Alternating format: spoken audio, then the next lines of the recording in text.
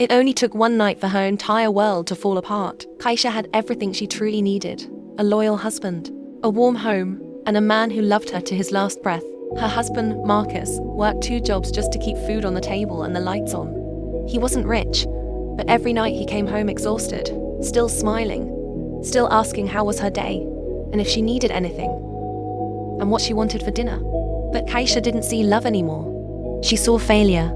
She spent her days scrolling through social media, envying her friends in designer shoes, driving expensive cars, and posting pictures in fancy restaurants.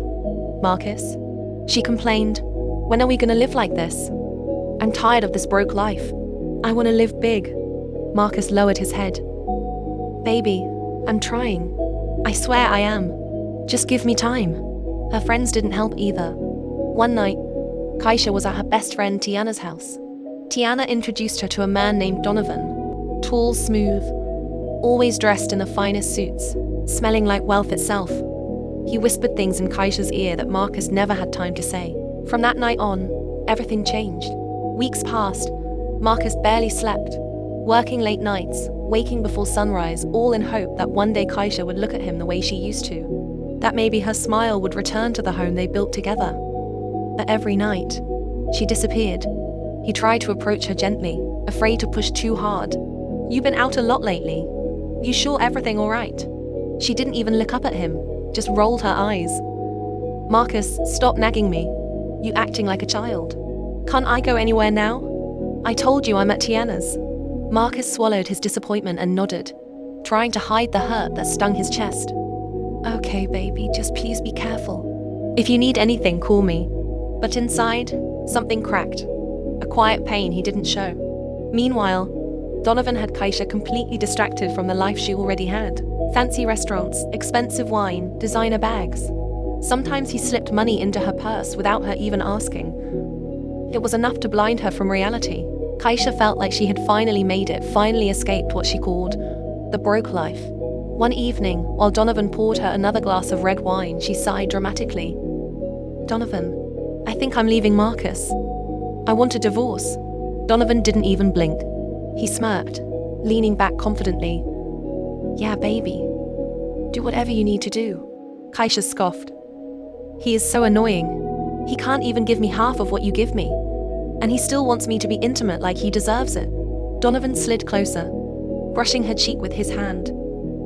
Don't worry, sweet chocolate, he whispered. I'm the type of man that knows how to spoil his lady. And Kaisha smiled, convinced she had finally hit the jackpot. Meanwhile, Marcus was pushing himself harder than ever, working double shifts, saving every penny he could. His friend Pete noticed. Marcus, you're working too hard. You need a break. Marcus replied, I'm fine, Pete. By the end of this week, I'll have enough saved to take Kaisha to the Mile restaurant. She's always wanted to go, but I never had the money before. Pete smiled warmly. You're a good man, my friend. Your wife is lucky to have you. Pete invited Marcus over for drinks later, just to relax his mind a bit. Marcus hesitated. I don't know. I'll have to let my wife know where I'm at. Pete chuckled. All right, man. See you later. Marcus went home, still thinking about surprising Kaisha with the dinner reservations. But when he opened the door, the house was dark. Kaisha wasn't there. He tried calling her. No answer. So he left a voicemail, still trying to keep things loving. Hi, my sweet potato. I'll be late. Pete invited me over for some drinks. I just wanted to let you know where I'll be. I love you. See you when I get home. Marcus went over to his co-worker's house for a few drinks, trying to relax, but his mind never left home. He kept checking his phone over and over, hoping Kaisha would text back, call back, something. But nothing came. When he finally got home, the house was silent. Kaisha still wasn't there. He called her again. No answer. He messaged her. Still nothing. Sitting on the couch, Marcus started wondering where on earth his wife could be. The worry ate at him until eventually, exhaustion took over, and he fell asleep waiting on her. By the time Kaisha finally came home, the sun was rising, and Marcus was getting dressed to leave for work. He looked at her, hurt and confused. You just getting home? Kaisha, this is not how a married woman behaves.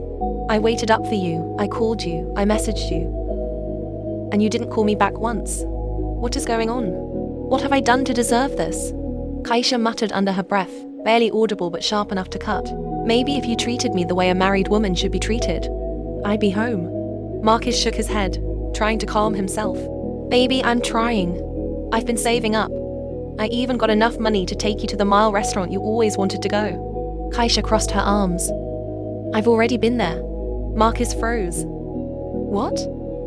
Who took you? Kaisha shrugged casually. Oh, Tina and her friends. You didn't have the money to take me, and they invited. So I went. But Marcus didn't know the truth. It was Donovan who took her out, spoiling her while she lied. Marcus nodded, trying not to show how deeply her words cut. Marcus said, okay, baby. That's fine, we can go somewhere else then, alright? I gotta get to work, I'll see you when I get home. He kissed her on the forehead and she cringed, disgust on her face that she didn't bother to hide. The moment he stepped out the door, Kaisha made her decision. She began packing her clothes and throwing them into her suitcase. Left a yellow envelope on the kitchen table. She grabbed her bags, walked out without looking back. Marcus was at work, feeling restless, but he knew he had to stay strong. He swallowed his emotions, hiding the pain that threatened to spill out. No one around him could tell what he was going through, but his heart was heavy. Meanwhile, Kaisha was settling into the new house Donovan got her. She looked around proudly, smiling as she ran her hand across the marble counters. This is what Marcus been keeping me from, she said smugly. I'm glad I'm done with him. Her best friend Tiana came by to see the place. She looked around wide-eyed. You living the life now? This is how you're supposed to be living. They high-fived, both laughing. Kaisha smirked. Girl, you know Donovan bought me this house. And I'm getting a car too. I'm so spoiled. Finally, I'm living like a queen. Tiana raised an eyebrow. But what about Marcus? Kaisha shrugged, rolling her eyes.